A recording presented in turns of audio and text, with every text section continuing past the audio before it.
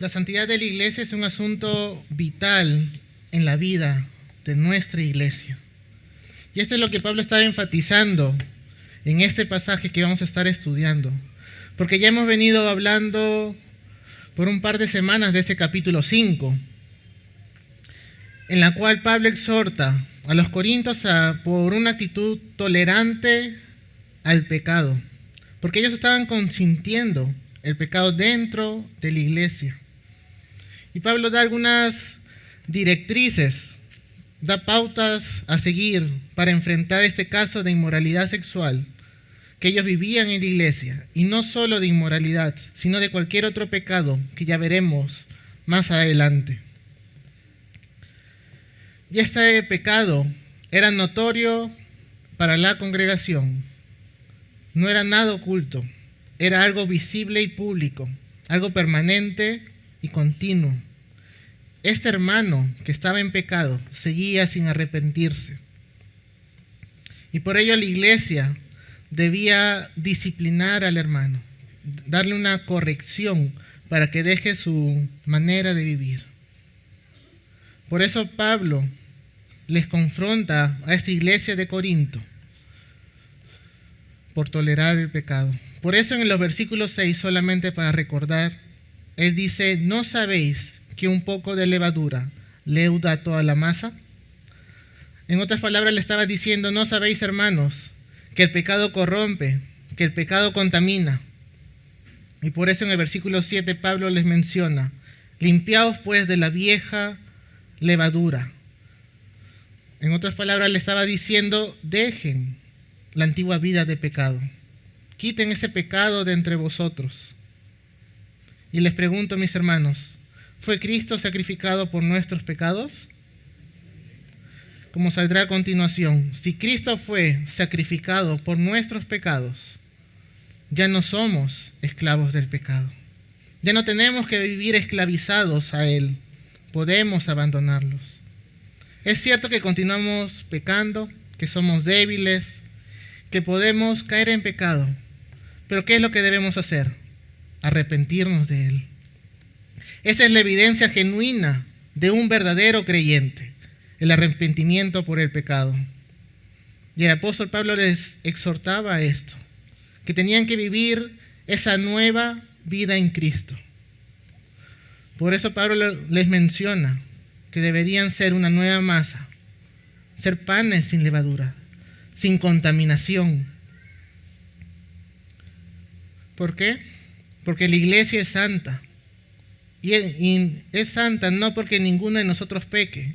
La iglesia es santa porque Cristo ya ha sido sacrificado por cada uno de nuestros pecados. Y ahora debemos vivir en una vida de santidad, de pureza, que Él ya ha hecho en la cruz del Calvario. Cristo pagó por cada uno de nuestros pecados en esa cruz. Por eso nosotros debemos vivir de esta manera, como dice la palabra de Dios. Y Pablo en estos pasajes, del versículo 9 al 13, él da 3 pasos a considerar para mantener la santidad de la iglesia. Así que les voy a pedir que me puedan acompañar en unas palabras de oración. Señor Dios bueno, todopoderoso, gracias, Señor, por esta mañana que nos has dado. Gracias porque nos permites poder venir a tu casa para alabarte, para adorarte, para seguir profundizando en tu palabra, Señor. Te rogamos que puedas estar hablando en nuestros corazones, puedas darnos el entendimiento necesario para comprender tu palabra que nos quieres decir hoy en día, Señor. Ayúdanos a poder también llevarlo a la práctica, que cada día podamos seguir alimentándonos a través de ella. Ayúdanos, Señor, a que podamos ser un testimonio tuyo, Señor.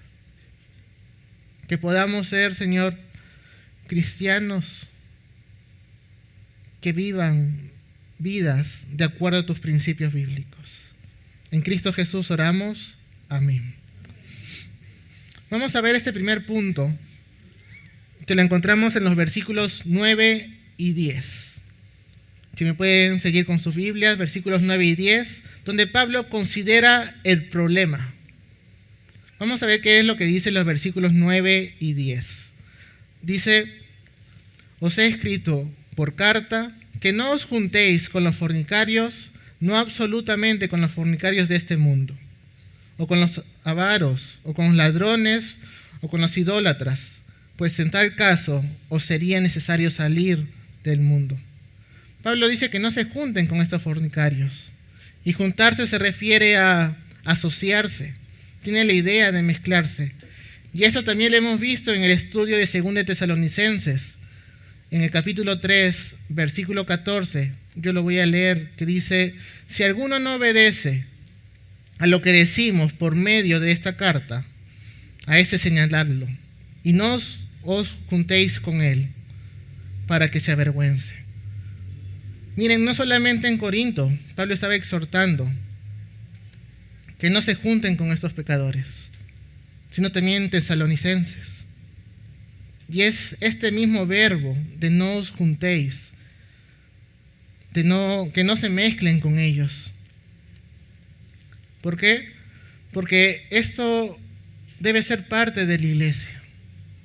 Nosotros, como miembros de la iglesia, miembros del cuerpo de Cristo, necesitamos ser santos, mantenernos en santidad. Porque si nos juntáramos con ellos, lo haríamos uno más de nosotros. O quizás, como la levadura, nos podría contaminar. Ahora, este término fornicario lo vimos cuando estudiamos el versículo 1. Y hablando de la fornicación, se refiere a la práctica de la inmoralidad sexual. Y abarca cualquier tipo de práctica ilícita, es decir, cualquier tipo de práctica sexual que se lleva a cabo fuera del matrimonio establecido por Dios. Y creo que nosotros entendemos el matrimonio como Dios lo establece en su palabra, entre un hombre y una mujer. Y Pablo estaba hablando aquí no solamente acerca de aquellos que fornicaban antes del matrimonio, o quizás fuera del matrimonio. Pablo estaba hablando aquí de cualquiera que tuviese esa práctica de inmoralidad sexual, ya fuese sexo prematrimonial o ya fuese adulterio. Y está incluido aquí también el incesto, que ya lo hemos estudiado las semanas pasadas.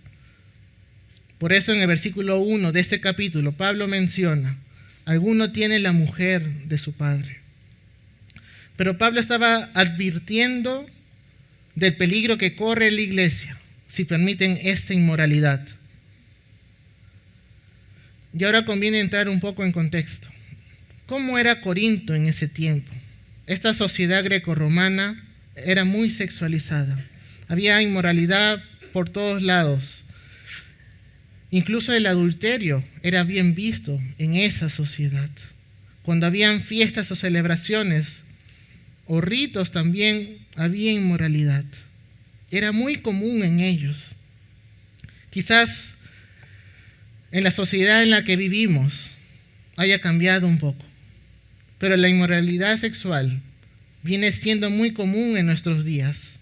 Quizás el adulterio no es algo que esté bien visto dentro de los matrimonios, pero sí está bien visto tener relaciones sexuales antes del matrimonio. De hecho, en nuestra sociedad, si eres un adolescente entre los 15 o 16 años y no has tenido relaciones sexuales, estás considerado como un rarito dentro de este mundo. ¿Qué decir del consumo de la pornografía también? Que hay personas de 9 o 10 años que consumen pornografía a diario. Hermanos, la iglesia no debería mezclarse con la inmoralidad de este mundo.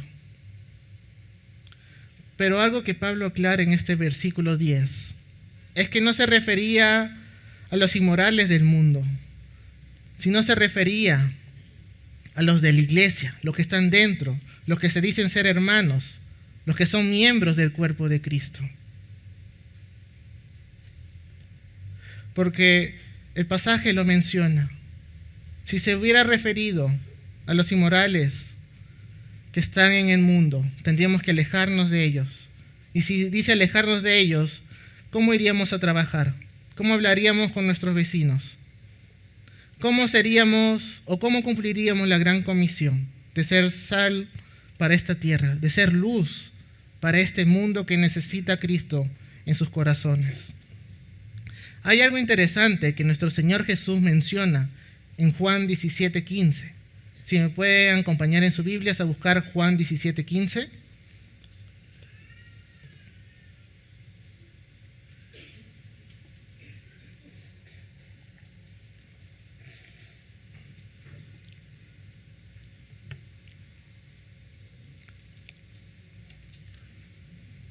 ¿Qué es lo que dice nuestro Señor Jesús en Juan 17:15? Dice, no ruego que los quites del mundo, sino que los guardes del mal. Nuestro Señor Jesús quería que estemos en el mundo para ser sal y luz para quienes lo necesitan. Y nuestras vidas deben reflejar eso. Nuestras vidas deben reflejar que Cristo mora en nuestro corazón. ¿Nuestras palabras o nuestras actitudes reflejan a Cristo? ¿Lo que hacemos, lo que decimos reflejan a Cristo? Porque no solamente debemos reflejar a Cristo en la iglesia, sino afuera, en nuestras casas, en nuestros trabajos, en la calle. Pero este problema de la inmoralidad, el problema no estaba afuera en el mundo, estaba en la iglesia. Por eso saldrá a continuación. El problema aparece cuando las prácticas pecaminosas del mundo se introducen y viven en la iglesia. Eso es lo que Pablo estaba exhortando aquí. Y Pablo lo enfatiza, porque la iglesia debe ser diferente a lo que es el mundo. La iglesia debe ser pura, debe ser santa. No podemos deshonrar la iglesia de Cristo, porque Cristo ya fue sacrificado por nuestros pecados y ya no tenemos que vivir bajo ello. Pero también en el versículo 10, él agrega otros pecados, porque menciona con los avaros, o con los ladrones, o con los idólatras. Los avaros se refiere a quienes desean siempre tener más, siempre desean más y más, son insaciables, siempre están codiciando algo, nunca están contentos con lo que tienen. Y hermanos, no pensemos en otros, porque todos en alguna medida hemos pasado por esto, siempre queriendo más. No nos satisfacemos con lo que ya el Señor nos ha dado. Y los ladrones acá se menciona o hace referencia a los estafadores, a las personas que defraudan, que si quieren algo para ellos, lo pueden tomar hasta por la fuerza. Esa es la idea que está expresando Pablo aquí.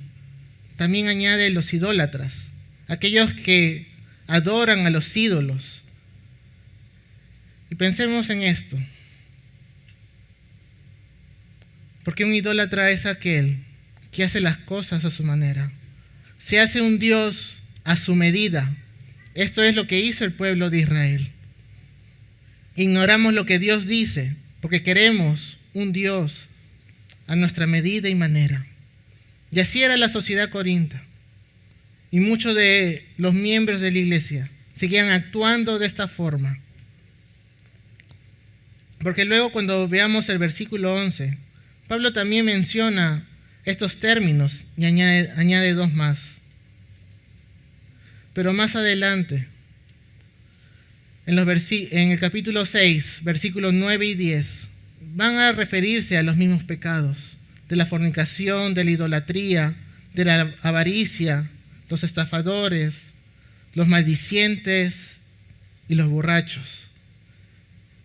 Y muchos en la iglesia eran así. Nos podremos preguntar, ¿nosotros también seremos de esa forma o actuaremos de acuerdo al mundo?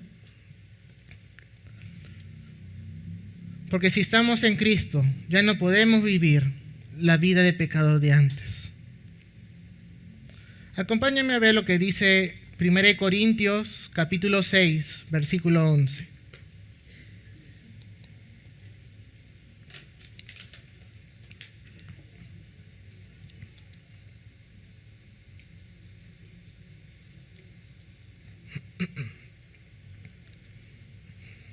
Primera de Corintios capítulo 6, versículo 11.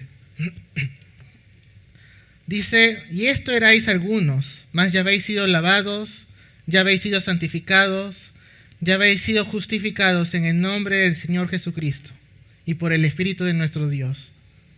Solamente haré una referencia a esto porque ya en las siguientes semanas lo estaremos estudiando. Esto de ya habéis sido lavados, santificados y justificados, ¿es una realidad en nuestra vida?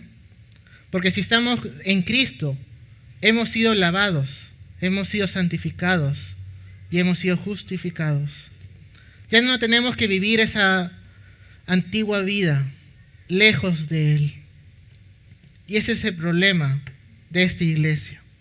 Vivían como si fuesen del mundo. Ahora les pregunto, y saldrá a continuación, ¿cómo estás viviendo tu vida? ¿Estás permitiendo que el pecado forme parte de tus acciones diarias? Cada uno de nosotros nos debemos preguntar esto. ¿Cómo estamos viviendo? Te animo a que examines tu corazón y tus acciones a la luz de la palabra de Dios. Si hay algo en tu vida que no agrada a Dios, que confíes en su gran amor y su misericordia para limpiarte y transformarte. La vida cristiana es un caminar continuo de arrepentimiento y fe, sabiendo que en Cristo encontramos la fuerza para vivir una vida que honra a Dios. ¿Queremos vivir una vida que honra a Dios?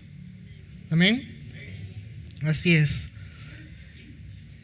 Y este problema de la iglesia, el problema de vivir y comportarse como lo hace el mundo, lo podemos ver tan lejos, pero de verdad está tan cerca a nosotros. Lo segundo que Pablo menciona, versículo 11. Pablo aplica una solución. Vamos a leer lo que dice el versículo 11. Dice, más bien os escribí, que no os juntéis con ninguno que, llamándose hermano, fuere fornicario, o avaro, o idólatra, o maldiciente, o borracho, o ladrón, con tal ni aun comáis. Pablo menciona aquí, y hay una palabra clave, ninguno que llamándose hermano. Llamándose hermano es algo interesante, porque ese llamándose hace referencia que esta persona se indicaba a sí mismo o se identificaba a sí mismo como un hermano y ya era conocido entre ellos como un miembro de la iglesia. Imagínense que estemos por la calle, nos reconozcan como miembros del cuerpo de Cristo y vivamos en inmoralidad, vivamos en pecado. ¿Cómo nos dejarían? ¿Qué testimonio daríamos al mundo de la iglesia de Cristo? Porque hay algo que describe Pablo más adelante. Él menciona a los de la iglesia de Cristo como los santos. Entonces, si uno vive muy lejos de lo que profesa, tendríamos vidas hipócritas. Porque nos podemos llamar hermanos, nos podemos llamar cristianos, pero nuestra vida no refleja eso. No refleja que somos seguidores de Cristo. Ya hemos visto 4 términos o 4 pecados. Pero acá en este pasaje Pablo añade 2 más, el maldiciente y el borracho. El maldiciente es aquel que ofende verbalmente, es aquel que injuria, es aquel que murmura, que difama, que te agravia con su boca, que te ataca, hasta que te desprestigia también. Este es un maldiciente. Y por eso R.C. Sproul dijo lo siguiente: Dios nos ha dado la boca para instrumento para alabarle. En lugar de eso, mentimos, hacemos daño, blasfemamos contra Dios. ¿Qué estamos haciendo con nuestra boca? ¿Estamos alabando o adorando a nuestro Señor? ¿O estamos agraviando a las personas? Porque hay algo muy importante. El Señor nos ha dado nuestra boca también para poder compartir el Evangelio. O estamos bendiciendo o estamos maldiciendo a las personas con nuestra boca. ¿Qué es lo que estamos haciendo nosotros? Y quiero mencionarles algo. A veces entre amigos se murmuran cosas. No las consintamos, mis hermanos. y otra recomendación. La mejor forma de hablar de ti es no hablar de otras personas. Como hermanos necesitamos apoyarnos, y todos sabemos eso. Pero si yo no puedo lograr que mi hermano deje de pecar, por lo menos estórbale para que no lo haga. Sé esa piedra que siempre lo esté fastidiando, que siempre le esté recordando las verdades, los principios bíblicos, para que deje de pecar, deje hacer las cosas que deshonran a Dios. Seguimos con el siguiente pecado que habla de el borracho. Obviamente es aquel que no tiene control de sí mismo, en este caso del vino, de la bebida, es incapaz de dominarse, no tiene un dominio propio. Y si algún miembro de la iglesia es así, no debían consentirlo. ¿Necesitaban qué? Necesitaban corregirlo. Pero el versículo 11 dice algo interesante. Dice, fuere fornicario. Otra versión de la Biblia habla o lo pone como es fornicario. Habla de una acción continua, no algo solamente puntual. Él ahí no dice fornicó en tiempo pasado. Dijo fuere fornicario, es fornicario. O sea, siempre está en esa práctica inmoral. Y en este contexto se estaba viviendo en los Corintios, donde la persona no quiere arrepentirse y continúa viviendo día tras día, semana tras semana, mes tras mes, en ese mismo pecado. Por eso Pablo les estaba diciendo que no se junten con ellos. Hasta les dice no coman con ellos. Y es muy interesante, porque comer significa o expresa la comunión entre ellos, una fraternidad, un compañerismo. Entonces debe haber una ruptura acá, porque su conducta pecaminosa está deshonrando al cuerpo de Cristo, está deshonrando a su iglesia. Y si el hermano está deshonrando al cuerpo de Cristo, esta persona no está en comunión con Cristo. ¿Y qué es lo que debemos hacer? Y Pablo lo menciona acá. Debemos disciplinarlo hasta el punto, si es que no quiere arrepentirse, de la excomunión. Pero sabemos que el propósito de la disciplina, ¿cuál es? Buscar el arrepentimiento de la persona. Y por eso Pablo nos exhorta y nos dice que debemos hacerlo. Creo, mis hermanos, que cuando un pastor disciplina a alguien, puede no ser agradable, puede resultar duro, puede resultar incómodo. Y también es una manera en la cual no ganas amigos, no es socialmente agradable y puede generar muchas veces resentimiento. Por eso muchas iglesias simplemente ignoran el pecado, pasan por alto estas situaciones inmorales. Pero Pablo nos pide que lo consideremos, que apliquemos lo que dice la palabra del Señor.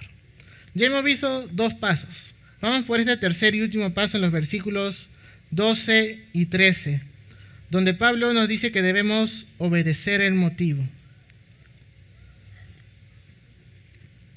Vamos a ver qué dicen los versículos 12 y 13. Dice, ¿por qué? ¿Qué razón tendría yo para juzgar a los que están fuera? ¿No juzgáis vosotros a los que están dentro? Porque a los que están fuera Dios juzgará. Quitad pues ese perverso de entre vosotros. Acá estaba dando la razón y el motivo para sacar a la persona de la congregación. A este hermano que seguía pecando, que seguía en su inmoralidad. Y Pablo usa diferentes preguntas para llevarlos a pensar a los corintios. Y les aclaraba que ellos no debían juzgar a los de afuera, porque ya Dios lo hará, sino que debían llevar y juzgar a los de la iglesia, a los miembros, porque ellos de alguna manera conocen a Cristo. Se dicen que pueden tener la comunión con Él, pero su vida no lo refleja. Y la iglesia no simplemente puede ignorar el pecado, No lo puede pasar por alto. Porque esta también era una conducta ya conocida, una conducta ya reincidente. Y Pablo le estaba exhortando a ellos que quiten a este perverso de entre ellos. Y el verbo quitar significa expulsar, excluir y llevarlo a la excomunión de la iglesia. Es un mandato. Por eso el verbo está en imperativo, dice quitad. Y fíjense, eso también contrasta con el versículo 9, con lo que menciona de salir del mundo. Porque no era que la iglesia iba a salir del mundo, sino que estaba buscando que el mundo salga dentro de ella por estas prácticas pecaminosas que habían, y así mantener la santidad de ella. Y eso fue lo que nos enseñó nuestro Señor Jesucristo en Mateo 18, cuando Jesús establece aquí el proceso de la disciplina a un hermano. Acompáñenme en sus Biblias a Mateo capítulo 18, versículo 17.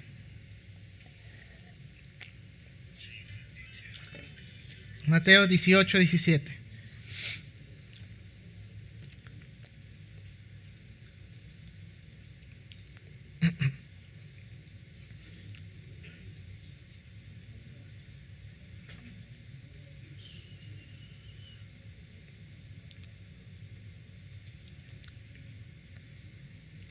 Mateo 18, 17 dice: si no los oyere a ellos, dilo a la iglesia, y si no oyere a la iglesia, tenle por gentil y publicano.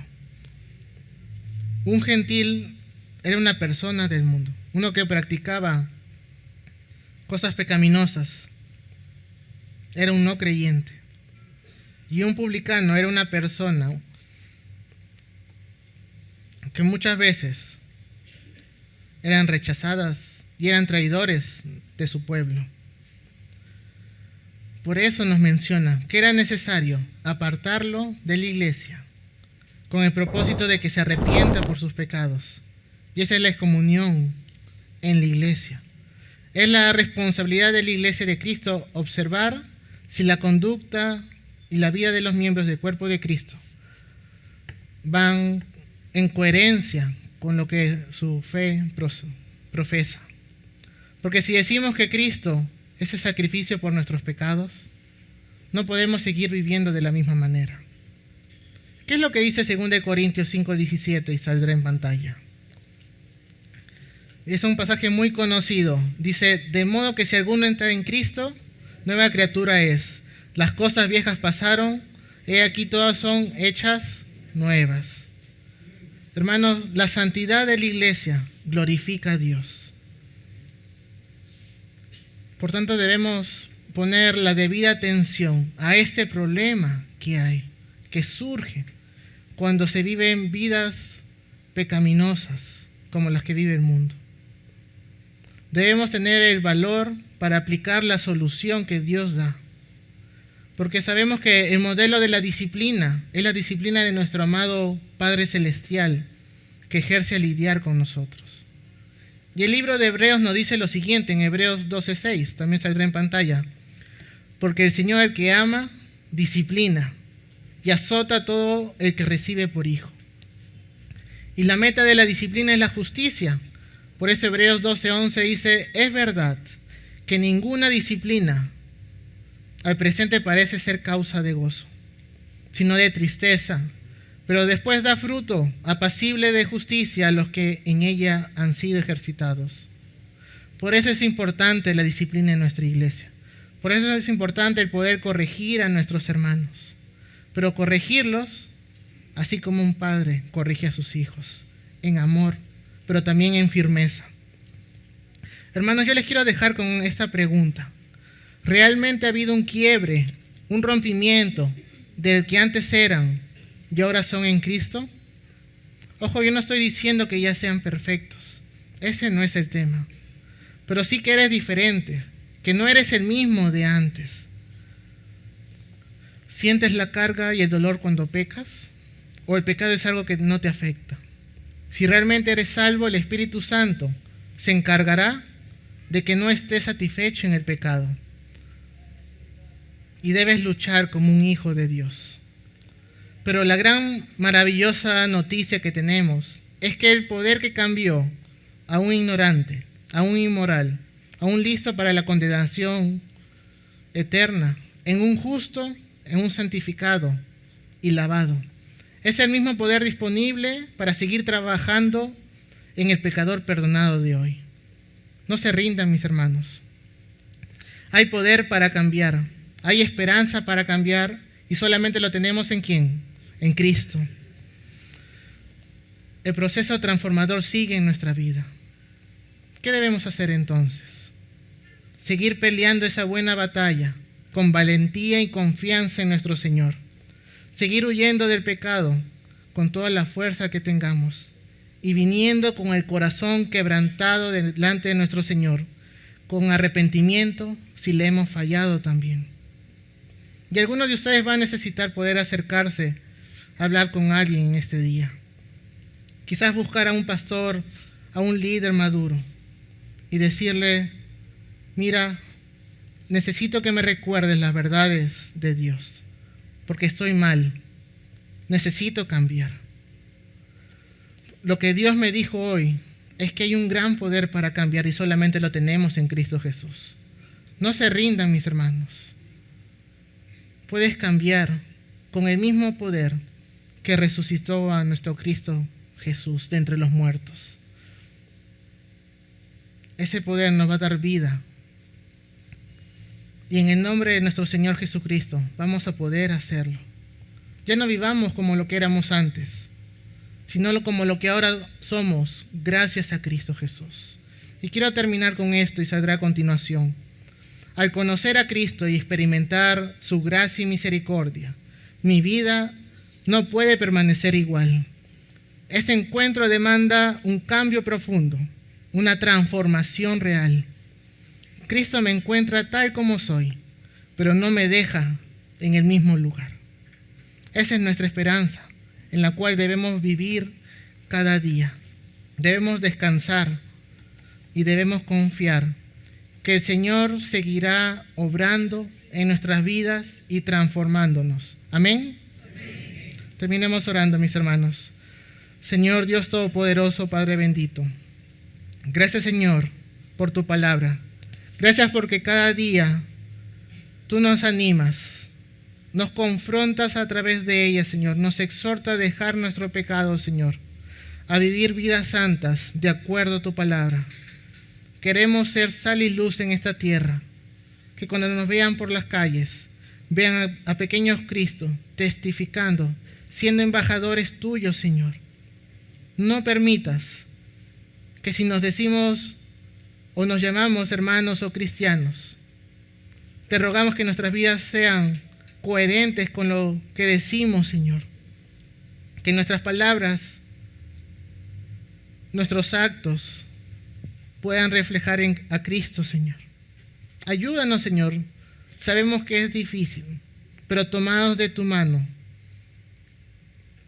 y confiando en ti plenamente, vamos a seguir luchando la buena batalla, Señor. Ayúdanos a poder perseverar, poder, Señor. Te ruego mucho, Señor, que puedes examinar nuestros corazones y mostrarnos si hay pecado oculto en él. Ayúdanos a llevarlo, Señor, y confesarlo delante de ti.